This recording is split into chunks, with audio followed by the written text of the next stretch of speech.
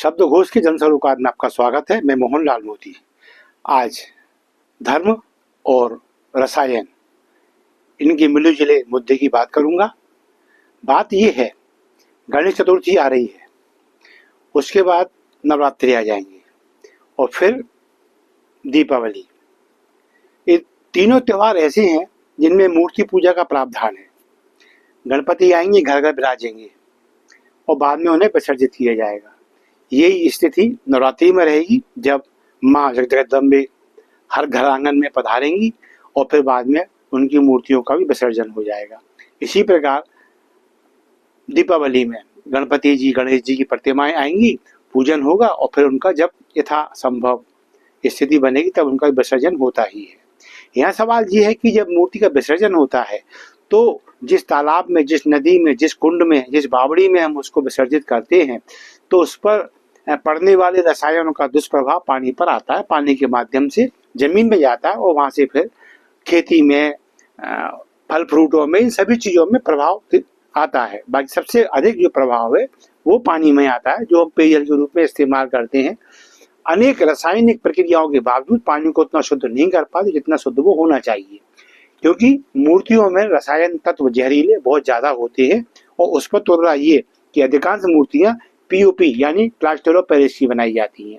अब यहाँ सवाल ये उठता है कि पूरे मध्य प्रदेश में, क्या पूरे भारत में पीओपी की मूर्तियां धड़ल्ले से बन रही हैं, सड़कों के किनारे बन रही हैं, बड़े बड़े मैदानों में बन रही हैं। खाना बदोश परिवार जो यहाँ वहां जाके रोटी कमाते हैं, वो लोग तो युद्ध स्तर पर जुटे हुए हैं।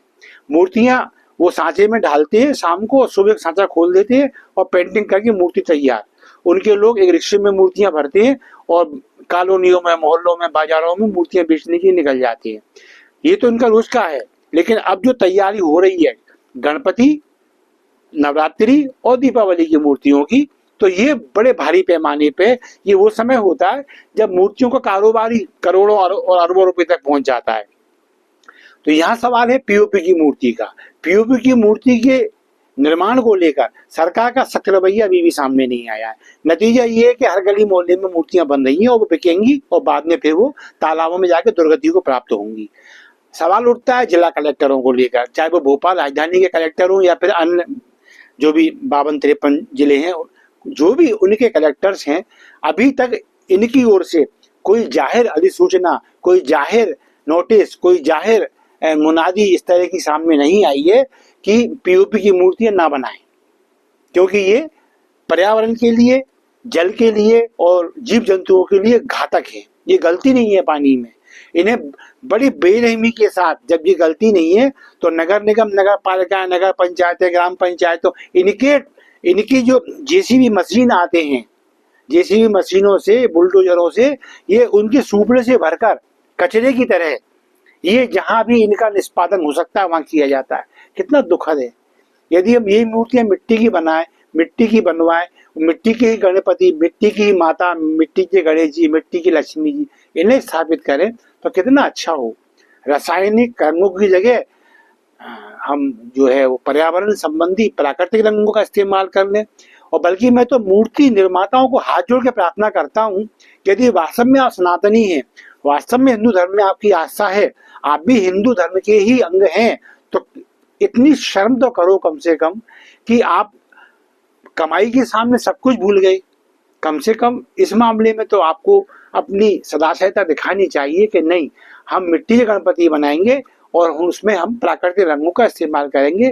क्यों, आखिर तो जिस पानी में वो विसर्जित होनी है वो पानी तो आपको भी पीना है, आपके बच्चों को भी पीना है, आने वाली पीढ़ियों को पीना है। कौन बचेगा इस चीज से? शर्म की बात यही है वह कि शासकीय प्रशासनिक स्तर पर इस कृत्य को, पीओपी की मूर्ति निर्माण को अभी तक गैर कानूनी घोषित नहीं किया गया है। खासकर वो मूर्तियां जो पूजित होती हैं फिर विसर्जित होती हैं। सभी मूर्तियों की बात नहीं है, लेकिन जो, और खासकर धार्मिक मूर्तियों की जहां तक बात है, तो फिर वो या तो ठोस पत्थर की बने ताकि उनका आकार एक चिरकाल तक सजीव बना रहे, या फिर वो मिट्टी की हो ताकि विसर्जित करें तो वो प्रकृति में समाहित हो जाएं। तो बस बात इतनी सी है कि पीओपी की मूर्तियां हाथ जोड़कर प्रार्थना है, ना बनाएं, वरना प्रशासन देर से जागेगा और देर से फिर जब मूर्तियां बन जाएंगी तब नोटिस जारी करेगा, मूर्तिकार जो है वो हाथ जोड़ेंगे, साहब इतना लाखों का निर्माण हो गया, इसको क्या करें, इसको कहाँ फेंक दें, है। फिर वो मानवीय संवेदना सामने आएंगी और फिर लब्बे लुभाव ये कि पूरे बाजार में पीओपी की मूर्तियों का भंडार बना होगा और फिर वही उन्हीं की स्थापना होगी, वही विसर्जित होंगी, बाद में नगर निगम के बुलडोजर से उसके सुपड़े से भरकर उनका कहीं उचित अनुचित स्थान पर निष्पादन कर दिया जाएगा। ये स्थिति ना हो तो हमें चाहिए, हम जब बाजार में मूर्ति खरीदने जाएं तो तस्दीक करें कि वो मिट्टी की है अथवा नहीं। मिट्टी की ही लें, थोड़ी महंगी हो तब भी चलेगा, लेकिन वर्ष में 2-3 बार हम मूर्तियां लेते हैं, यदि इसमें 10-25 रुपए का अंतर आ भी जाता है तो हमें प्रकृति के खातिर ये सहन करना चाहिए। इसलिए मेरी मूर्ति कलाकारों से और मूर्ति के जो पूजक हैं उस सभी वर्गों से हाथ जोड़कर प्रार्थना, प्लीज पीओपी का बहिष्कार करें, मिट्टी की मूर्तियां अपनाएं। बस इसी के साथ मैं मोहनलाल मोदी अपने कार्यक्रम को विराम दूंगा। अगले किसी मुद्दे के साथ आपके सामने आऊंगा। तब तक के लिए नमस्कार, जय हिंद, जय भारत।